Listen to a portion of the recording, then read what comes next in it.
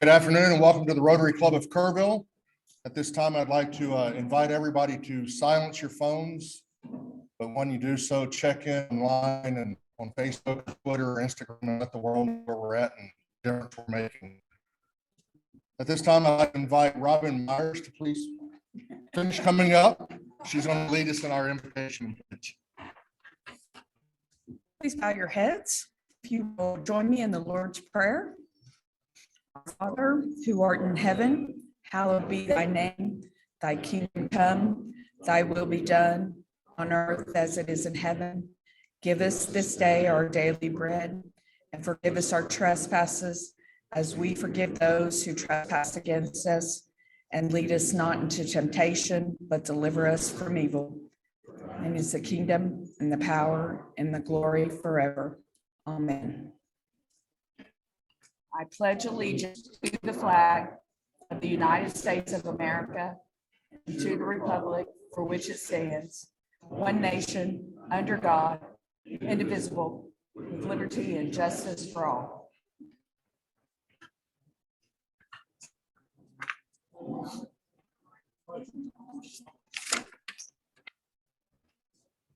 Okay, you may all sit down except if your name is on the list of the birthdays. We're just going to sing happy birthday to January birthday. So if your name's not on the list, have a seat. We got 12 people with birthdays in January. Are you a January birthday? Wow. Todd's the only one? All right. Hey, I tell you what, instead of saying happy January birthdays, let's say happy birthday to Todd, because he's golden day. Happy birthday to you. Happy birthday to you. Happy birthday, dear Todd. Happy birthday to you. Yeah.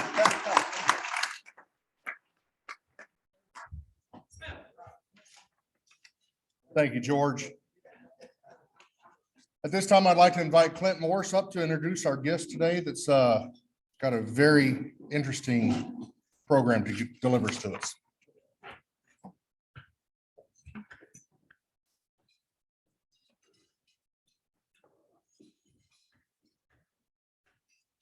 Thank you very much, President Jeff. We've been reading more and more about organizations that are training service dogs to assist returning veterans with whatever issues they have. And so we're privileged today to have a representative from the largest national organization that is doing this to tell us what they're doing and how it works. Our speaker is a native Texan. She grew up in Somerset, Texas, and I had to look where that is, and it's outside of San Antonio. She is a multiple-year veteran managing major nonprofits. She has 3 children who did it kind of like my parents, 19, 16, and 7. So without more, let's please welcome our speaker, Jessica Mendoza, to speak to us about K9's for Warriors.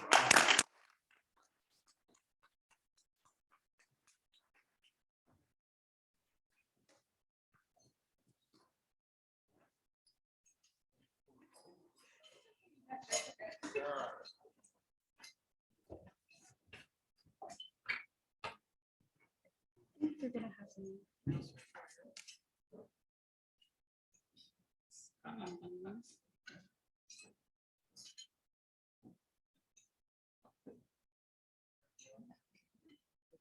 This is supposed to. I think he's gonna just kind of scroll through for me. Sounds good. Thank you guys for having me today. I'm a little shorter than most of your speakers up here. I'm very appreciative. Our organization has been around for 10 years. We opened up out of Point Vedra, Florida, about 10 years ago from a 4-bedroom home. Sherry Duvall is the founder of our campus. Her son came back from Iraq and he just wasn't her son anymore. She, like any other mother, wanted to help, didn't know how to help, the situation with his PTSD, decided to Google things, and she found that service dogs were a great therapy for, warriors and veterans. So she started training dogs and started helping his friends, and it grew from there. We are now considered the nation's largest service dog trainers in the United States. We are opening the largest mega kennel out in Jacksonville, a little out of Jacksonville. So we're really excited. We just opened our doors here in San Antonio, well, here in Texas, but in San Antonio. So if you are ever in the neighborhood, please stop by. We are always welcoming visitors. We have tours of our facility. We currently have 24 dogs that are in training. They're actively working, and usually we rescue dogs from high kill shelters all around the state of Texas. We are currently #1 in the nation for the most euthanized dogs. So we are actively trying to save not only the dog's life, but the veteran's life in turn. So we basically have gone to Dallas, to Pflugerville, just all around cities all around San Antonio, including San Antonio, to rescue our dogs. We take them in for 5 to 8 months, and we have dog trainers that will train them and give them certain cues so that they're prepared when we pair them with the warrior after those 5 to 8 months. During that time, they are learning different cues from, there's one that if you're in the military, there's a, I got your six. So it's kind of like I got your back. And the dog knows to kind of look behind the veteran, because that is something that's a big concern in looking at different exits and who's coming behind you or around you. So the dog is trained to respond to that. They're trained to also respond to different, if a person's having night terrors, sometimes the warrior is not even aware that he is experiencing that. And the dog can kind of get up and, get along the face and help him kind of come down from that. So I'm just going to go through a little bit of the history that I've already kind of talked about. I think David will be helping me here. Maybe.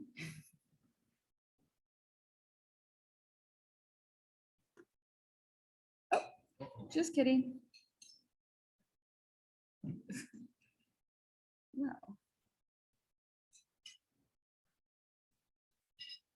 There we go.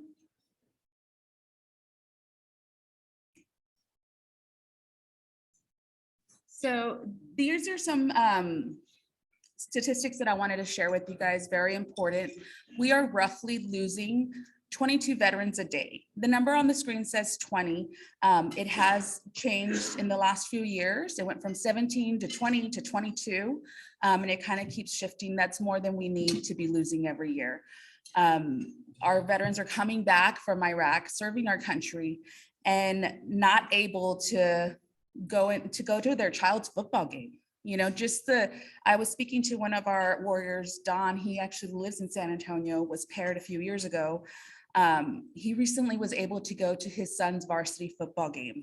That was big to me. I have a son who's also in varsity, and that's a very big thing for these kids of ours. And being in Texas, Friday night football, small town. And when Don came to me and told me, I have not even been able to go to one of his games.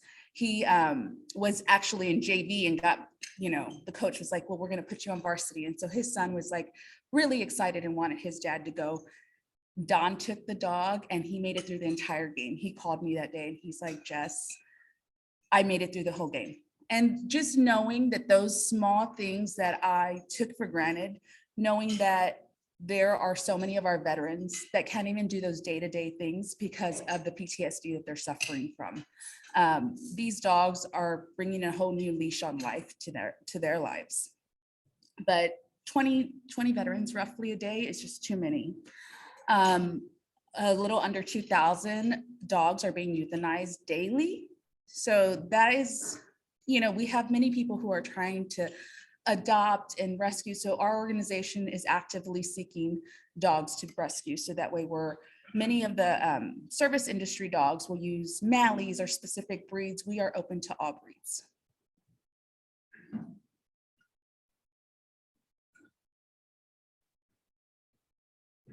And again, this is just telling you about our high kill shelters. We are now a little over 100 employees. We have been added to the bond in the city of San Antonio, so we can go ahead and get an expansion going. We are trying to add 30 additional kennels and hire more staff. So the faster we can expand and hire more staff, the faster that we can help save those veterans' lives and those dogs' lives. One of the things that's pretty eye-opening is our wait list is going into 2026. So once a veteran has decided, I need assistance, I'm ready to help, and which that's the first step that's a little hard to get to for some. And then they're having to be on a wait list till 2026 to get paired with their dog. We can't have that anymore. So we're doing everything we can to get donations from everywhere to help support. We've had American Legion, VFWs, Rotaries from different areas step up and take on the challenge to help support these veterans and getting them, you know, the help that they need. Currently right now, with the over 100 employees that I said that we have a warrior relations team. Now, once they get on our wait list, we're already helping them. They're already hearing from us. They're getting touch points monthly from us. We're checking on them via Facebook. Maybe there are people who post a lot. We're making sure they're continuing to post. If for some reason, maybe one day they decided they're not going to post, we have a warrior relations team that's looking at that veteran and saying, hey, are you okay? And when you sign up for our wait list, we ask that you also include 2 or 3 other people. So if they don't answer our phone calls, we're calling everybody down that list.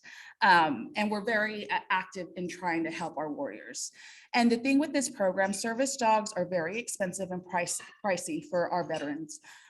We currently have been lobbying, at the Capitol, and we have helped pass the PAWS Act, and this is helping the VA cover the cost of the service dogs. So there's been a lot of progress, but there's still a lot more to be made. With our program, everything is free to the warrior. We cover all costs. So when they're flying out to Florida, some of them will try to offer their travel, they'll go ahead and pay their own travel. But if they're not able to, we find resources. Their stay in Florida, because they have to stay with us for 3 weeks while they bond with their dog and learn the different cues.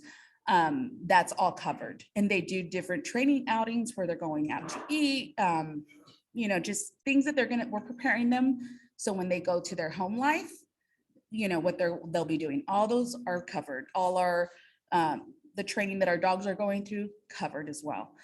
So that's one thing that's really ideal about the program.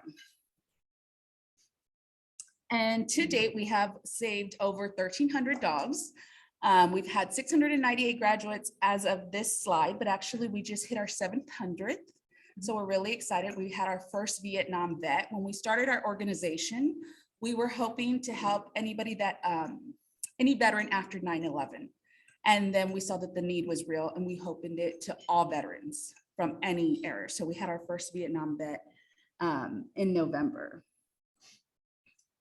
Now, all these dots are nationwide, and these are all graduates of our program and dogs that we have paired with soldiers.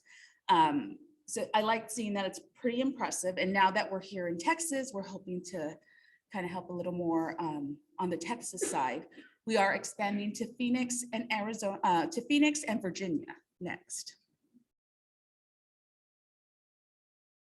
So this is our national headquarters in Point Vedra. If you are ever in Point Vedra, Florida, please stop by. It's incredible. I love our campus in San Antonio, but we're a little bit at a smaller scale. This one's a 9-acre campus. And just everything that's happening on campus it's just like its own little world. It's a beautiful campus. We have a place for warriors to stay. Once the dog is gone through the program for those 5 to 8 months and then paired with the warrior for those 21 days, they need to stay on campus. So currently in San Antonio, we don't have a residential area for the warrior to stay during that 21-day camp. Now, we are hoping that our first class will be dogs in training will be graduating about April. So then at that point, we'll be pairing them with the warrior, and we're looking for a home for them. So we're looking for a ranch style home, 20 minutes from the San Antonio area. so we can kind of house the warriors at that point. We've been talking to Morgan's Wonderland Camp. They have a 525 bed camp that they might be able to loan us during that time until we do get our home. So here in Point Vedra, they actually have that opportunity on campus. And we also have another campus, our Gold Family Campus in Gainesville. So we do have enough for like a house for warriors who are female and male. So we can kind of keep them separate when they do go through their graduation. Our Petco Love Center is the middle one. That's our San Antonio facility. It looks a little different now because it's kind of when it first got started. Petco was kind enough to donate $2 million to help the start of that facility. And we are working at the campus for canine operations. That's going to be our mega kennel. That's the one that will be opening this year. In early May, it should be the grand opening. And that one's going to be the nation's largest mega kennel. So we're really excited to have that one.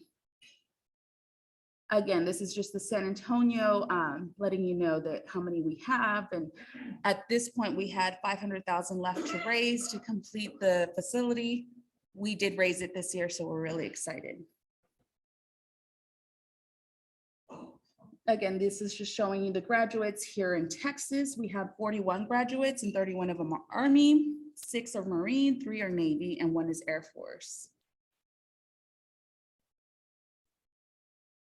And just some little, some more stats on the shelters and the dogs.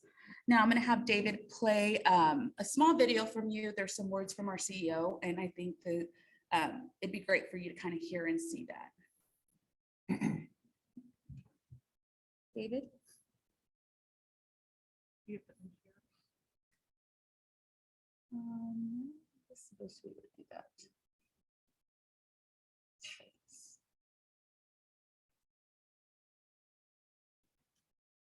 Text him.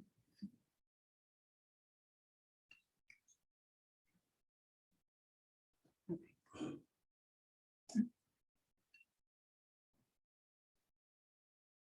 Go back to the podium, please, because. Oh, okay, I'm sorry. I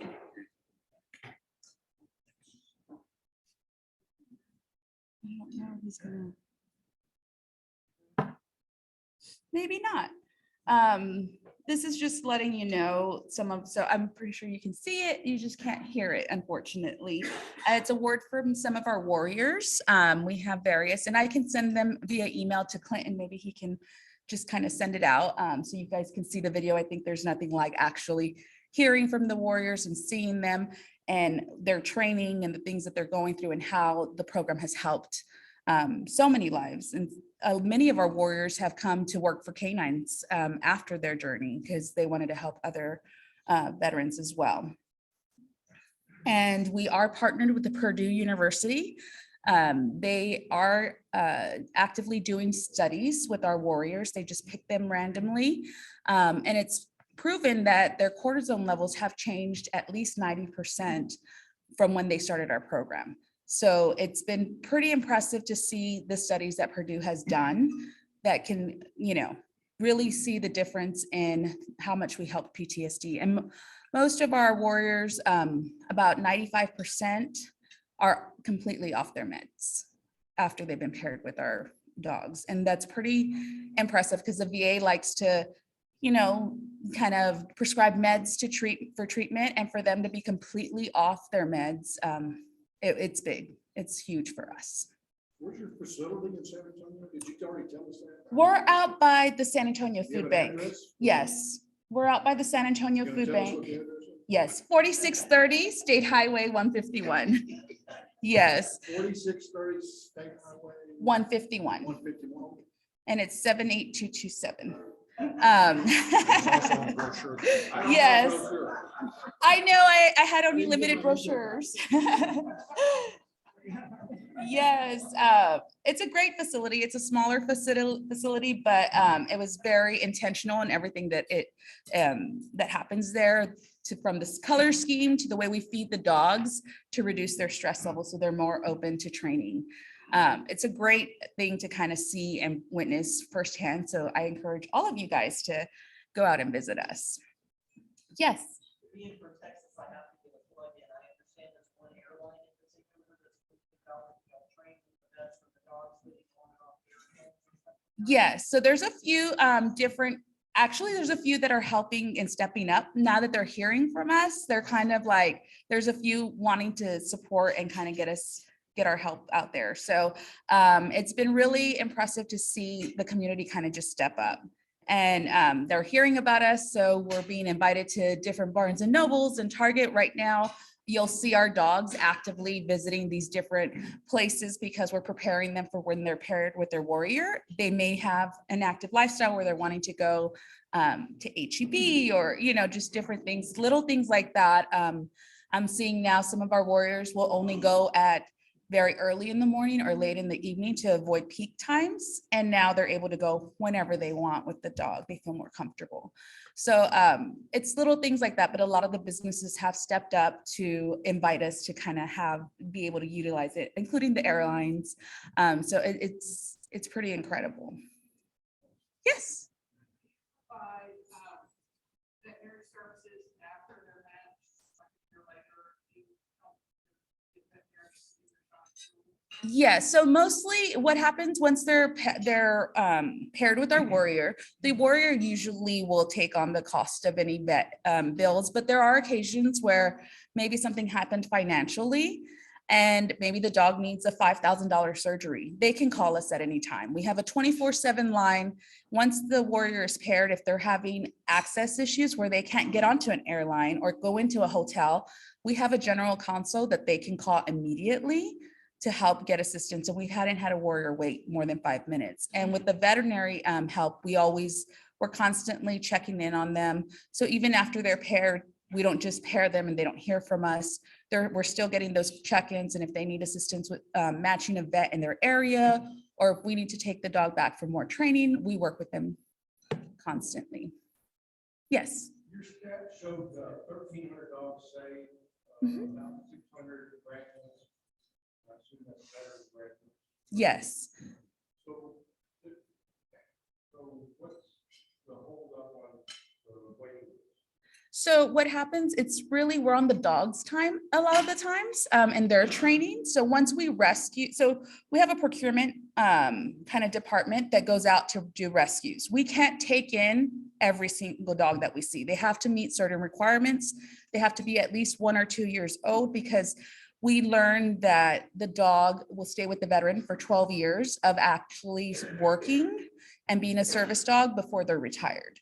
So we want them to stay as long as they can. So we get them younger. Most of our dogs are kind of mid-sized because there is one of the cues that's a brace cue where the warrior's able to kind of utilize the dog as a brace to stand up if they should fall. So there are certain requirements, their hips requirements. So sometimes if they don't have the strong enough hips, they can't do the brace. Therefore, they might not make our program. So when you see the difference in how many graduates versus dogs saved is we are saving the dog. And then if for some reason their career changed, so they aren't responding well to training inside a kennel setting. That happens quite often because the kennel setting is very stressful for our dogs. And if they're not going to, the whole 5 to 8 months that they're in training, they're in kennel setting. So if they're not going to do well in there, then they'll have to be career changed. And we're still saving them because we put them up for adoption. And during that adoption, we're just not letting them go with any family. The family has to come in, bring in all human and K9 family members to meet and greet. And then we stay with the dog as well. So if for some reason it doesn't work out with that adopted family, they have to bring them back to us. So we are actively rescuing a lot more, and those numbers aren't always the same because we're rescuing, but we will never put them back in a high kill shelter or send them back to where they came from. But there's different variances that happen. You don't have any issues with VA approving that? So we had a lot of issues. So for the last 5 years, our CEO was actively lobbying. They got the PAWS Act. So we're at the beginning of getting that process started. So even though we're at that place where they will begin approving, we're still far from them actually approving. Ideally, we should be good to go in the next few years. But if you've worked with the VA, it takes a little while sometimes. Yes.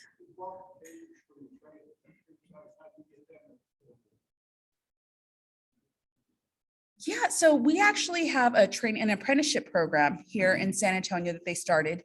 Our trainers do have to have some kind of kennel experience, animal experience, but it's not mandatory. So a lot of times we like getting the young trainers or trainers that have never experienced any other dog training habits, because we don't want them bringing in their other habits. We have a different program that we use. There's not a national certification for dog training. There's several certifications, but not one major national one. But the one we use, we do align a lot with fear-free shelters. So it's very intentional. Like I said before, our paint scheme at the facility, it's to reduce the stress levels of the dog.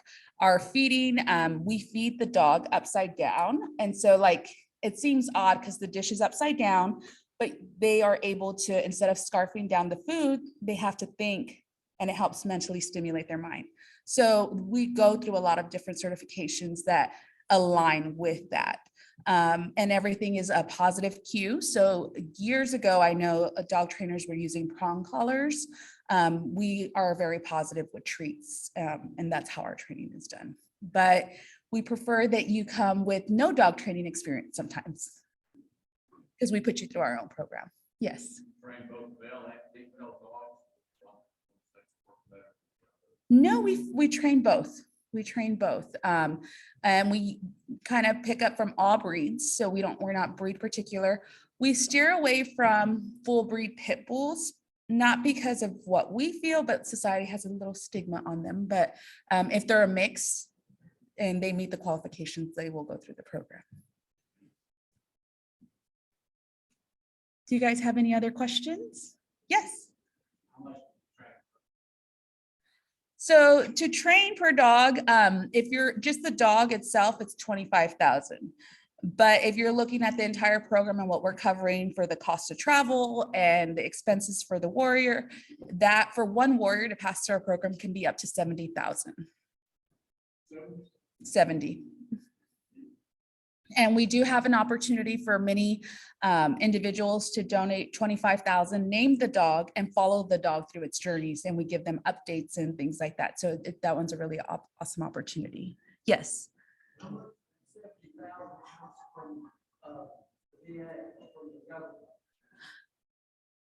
No, not right now. A lot of our base is high individual, like individual donors. So we're not even very corporate heavy. We do have some corporations like Merrick Dog Food provides our dog food, excuse me, at both campuses, but we, most of it's high individuals. Excuse me.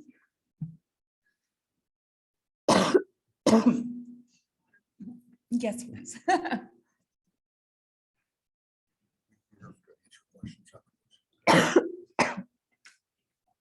Excuse me. But we are hoping to partner a little more with the government funds and the government side. We do work with a lot of foundations and different grants that we can apply for throughout the state of Texas.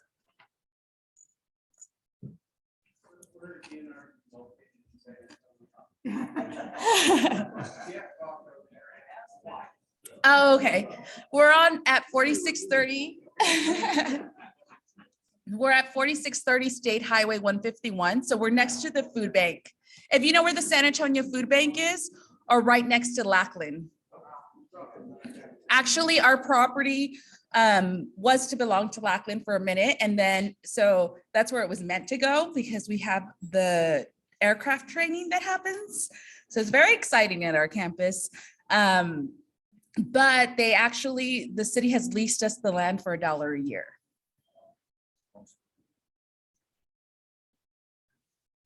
Great. Well, I will, yes.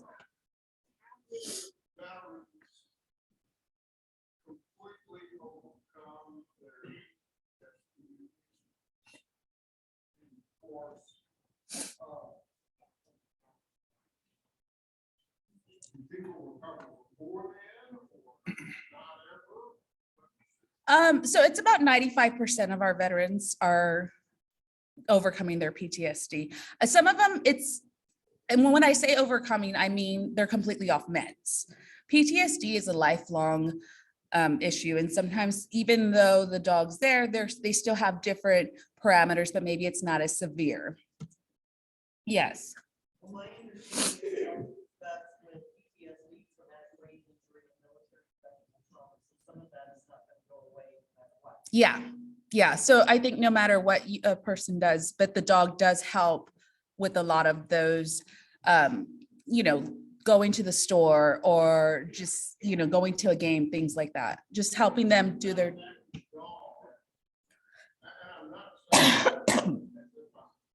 Question you, but what is it about having a dog that helps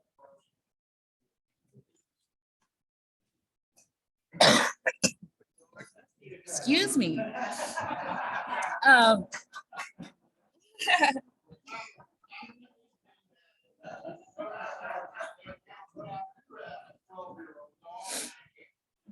No.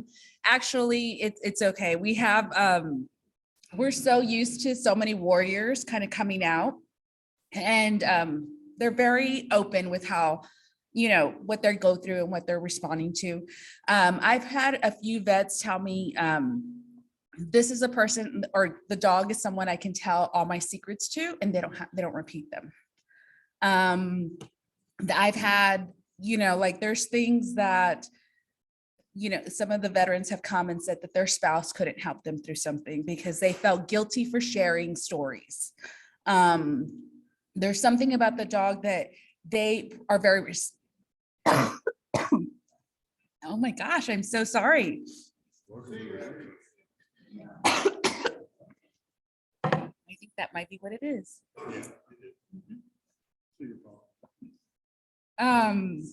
I'm like, I was not coughing at all before I got here.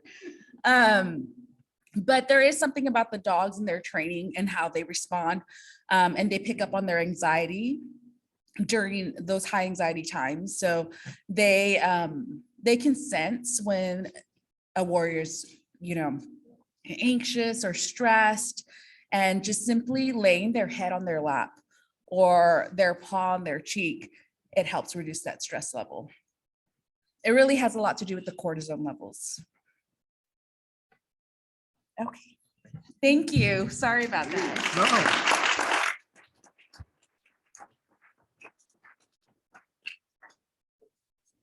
Thank you, ma'am. And she will be here to answer any questions afterwards as well.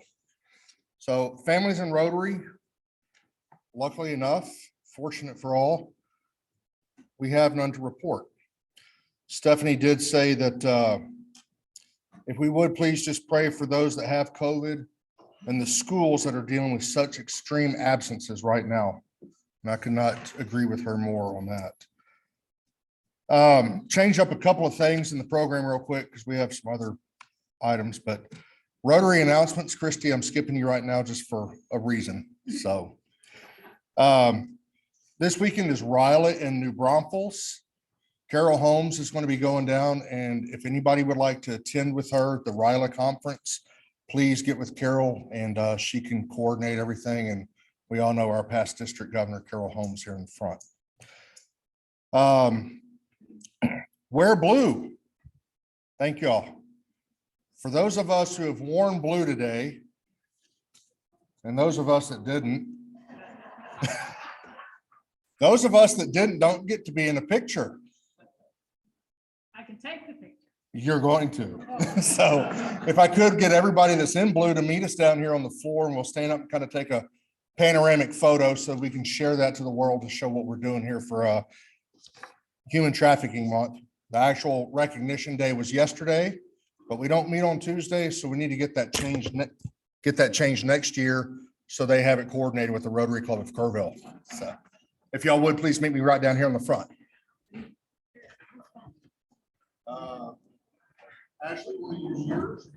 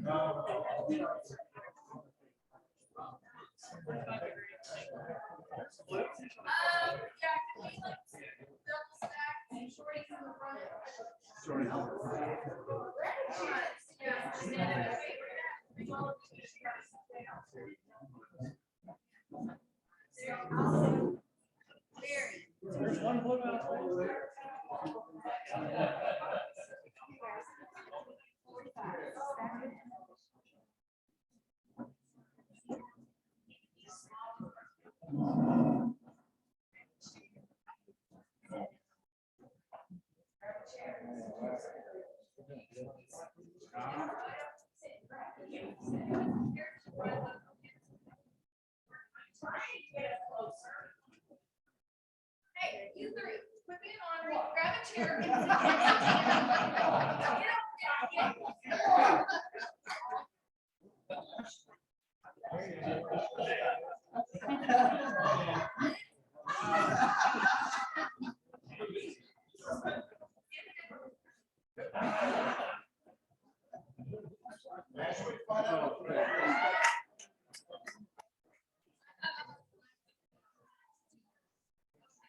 Sure.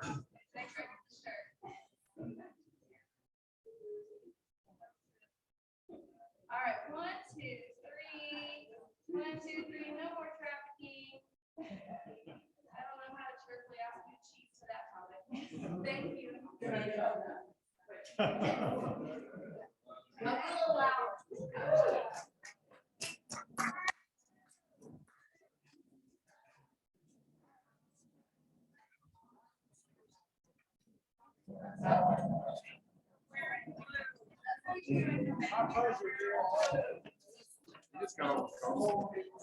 Oh, did he? All right, thank you all for that. Marta, would you like to speak about the main event? Sure. I waited for you to sit down and call you back up. Thank you. I appreciate that. All right, so I'm trying to email everybody so that you guys have updates of the main event. So we're actively pursuing sponsorships. A lot of people are working hard behind the scenes to get sponsorship information sent out. Actively working on the silent auction. Thank you, Robin. Thank you, Jimmy Hutto, and everybody that's putting things together for that. I know a lot of you have talked about putting together baskets. We've got some great paintings, I think, from the Eichner's that are going to be in the silent auction, so we're looking forward to that. We've got the wine and whiskey pool going. Phyllis Ricks is donating a cabinet for us to have at the event, so it'll be a nice wine and whiskey pool. Several of you have already brought bottles of that, so thank you. I'll get those to Amber for those of you that brought those today.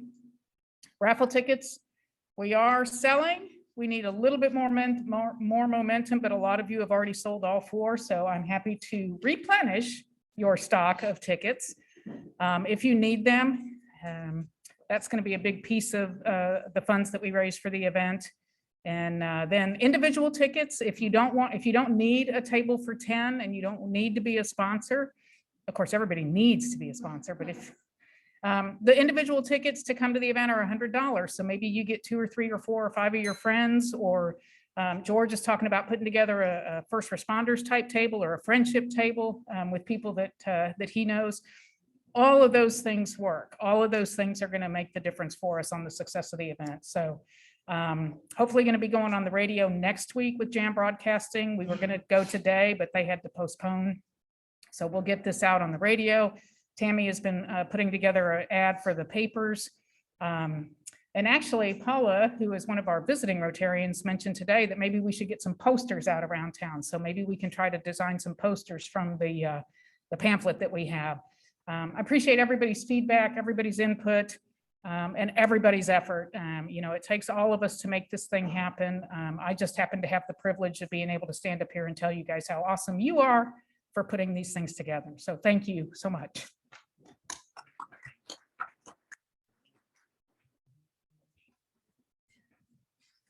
She had it written on the podium. I win all the So- time. All right. District Governor Vandenberg, would you please come up? Christie's got, she's going to continue our Rotarian of the Week, our new fun endeavor that we started last week for the new year. And then she also has something special for the club. Yes. I'm going to take just a couple seconds. There is a human trafficking e-club, and I do attend those meetings at noon on two times a month. There is e-meetings. This past meeting was very touching to me because one of the members said that she had driven to a certain part of town in San Antonio. And as she was driving, there was an old kind of hotel there that was one of those rent by the hour kind of places.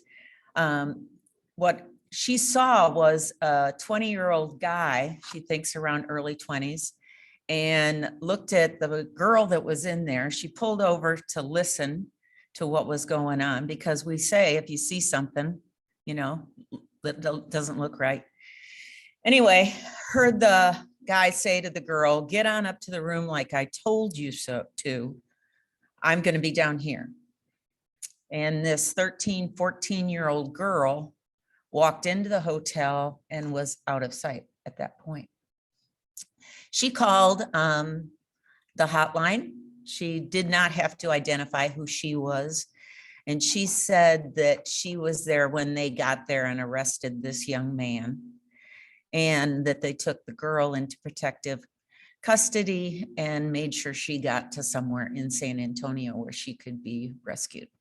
So that's what human trafficking is about, y'all. See something, say something. And I thank everybody for wearing blue today. So there you go. Tammy, would you come up, please?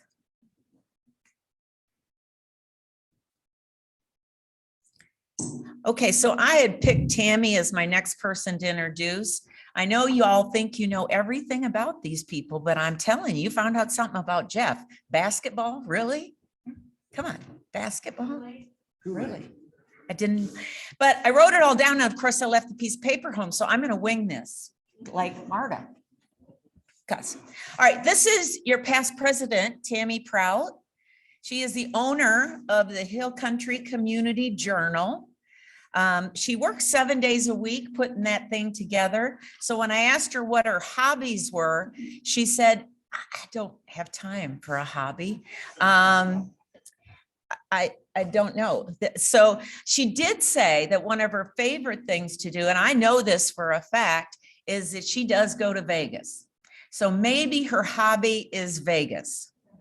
What do you think? Yeah. Okay. I asked her for her favorite restaurant and we couldn't remember the name of it, but tell them where it is. It's a puffy taco place at Puffy Tacos. Puffy Taco Place. corner of Water and by the produce place. There you go.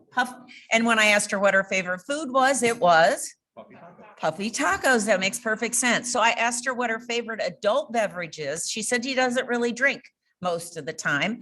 But when she does drink, she would like something that is sweet and you can't taste the booze. Boone's Farm. I know. I still want to do it. That's true, right? That is true. So daiquiri, margarita, you know, something that just camouflages the fact that there is alcohol in it is what she likes to do. She's been married for 33 years. She has 2 sons. One is a firefighter, Patrick, and the other one is a landman. Y'all are shaking your heads, yes, like you know what that means. I'm so glad. Okay, a landman. So that is our past president, Tammy Prout. Oh, something that you don't know about her. She was born in Germany. Her dad was in the Air Force. Yes, her dad was in the Air Force. All right, so that's Tammy. One of the things that clubs are asked to do every year is work towards what they call the Rotary citation. It is there is a list of things that RI puts out that they ask clubs to do. Everything from public image to membership to foundation to youth involvement, all of those things. And they have to successfully do, I think this year it was 13 out of 25 of those things to be recognized by RI as a club for the Rotary citation. And not every club gets this, y'all. Not every club gets it, but I am proud because it was Tammy's year that she is going to be getting the Rotary citation for our club.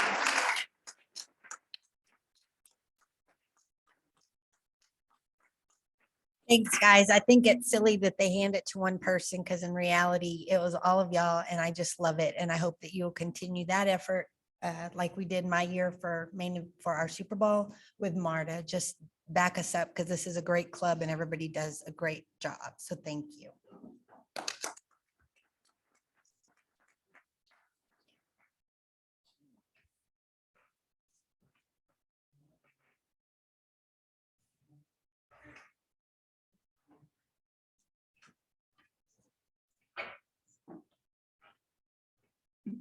And the address is.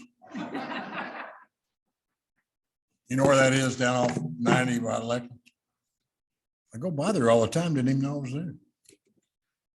Few announcements, gang. We've got 7 people that need to go to orientation. And Sir Charlie set that up for February 2 at 11 a.m. Right here in River City. Do y'all know who needs to go? You're going to notify them. Romack, Carlson, Jenick, Martinez, Otto, Vaughn, and is it Belcher?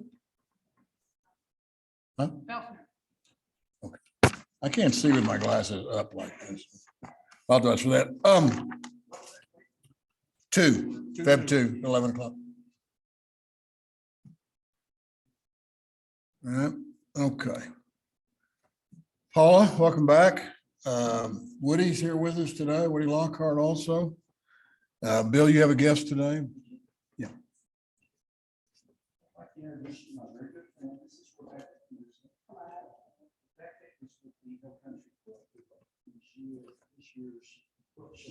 Oh, wow. Outstanding. Welcome. Welcome. President Jeff has a guest. We have Sonia Hooten with us from the Kerr County Sheriff's Office joining us today as well.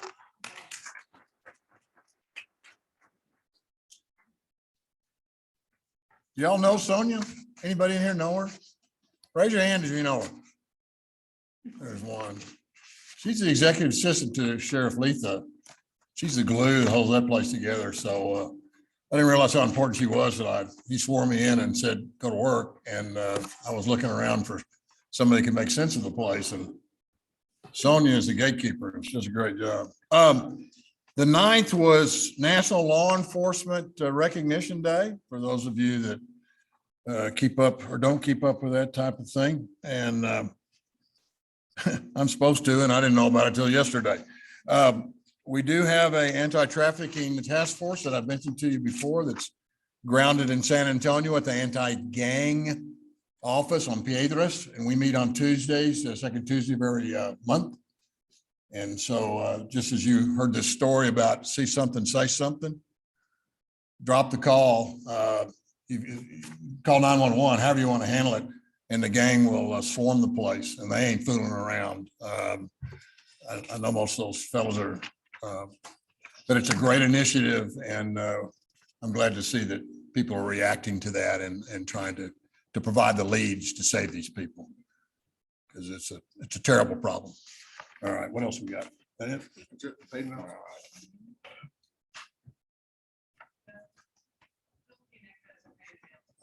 I'm getting there. That's next on the agenda, Brenda. Yes, ma'am. All right, Mr. Pienak, would you like to have your guest come up and give her paid announcement, please?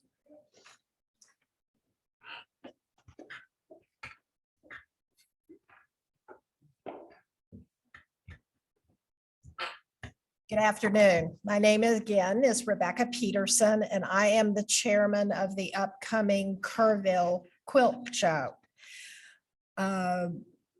We are the Hill Country Quilt Guild, and we're a 501c3 charity based here in Kerrville, and we support quilting education and fiber-based charity donations for our community. On January 1 of 2020, we were 241 members strong. By the end of the worst of it around here, we had lost over 100 members to health concerns and fear. Even though we were greatly diminished in women power, during 2021, we donated 278 quilts to the community. Now, a stack of 10 quilts is that tall. So think about 28 of those stacks. That is how many quilts we were able to donate with the diminished capacity. We also donated during that same time period, we donated 125 handmade Christmas stockings to the Hill Country Youth Ranch. Oh, you're welcome.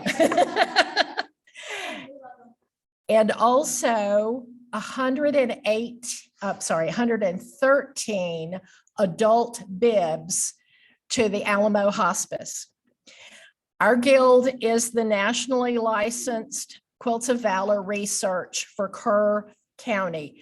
And during 2021, we draped 27 veterans in newly created quilts. We're not just a bunch of little old ladies sitting around sewing. Our guild is a diverse group of women, including nurses, educators, professional women, 2 construction managers, female construction managers, and 5 military veterans. One member who is 70 years old is currently getting her bachelor's degree from St. Thomas? St. Edwards.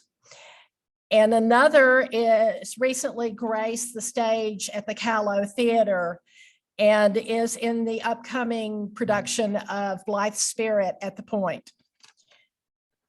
We support our donations through a semi-annual quilt show.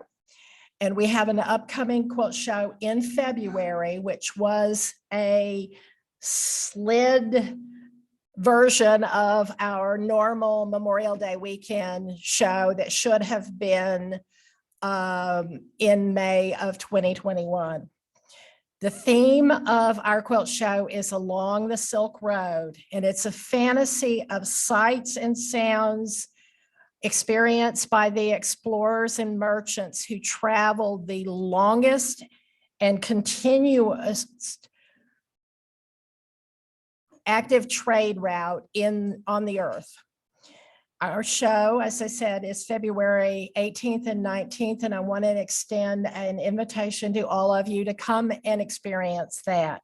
It's going to be at the Hill Country Youth Event Center in the Happy State Bank Expo. Thank you so much.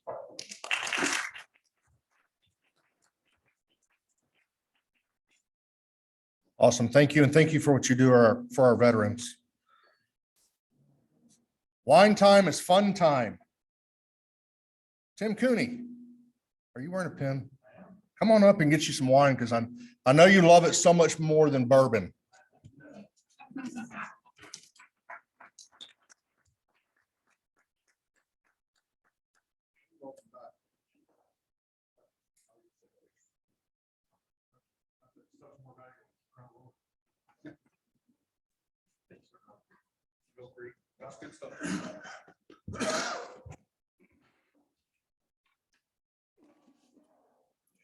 All right, with that, if you would please join me next week. So you thought I was going to say the 4-way test. Join us next week. We're going to have a special program and Paul Harris Fellow Awards. And there's a bunch. And now, if you would, wait for it. Please join me in the four-way test. Of the things we think, say, or do, is it the truth? Is it fair to all concerned? Will it build goodwill and better friendships? Will it be beneficial to all concerned?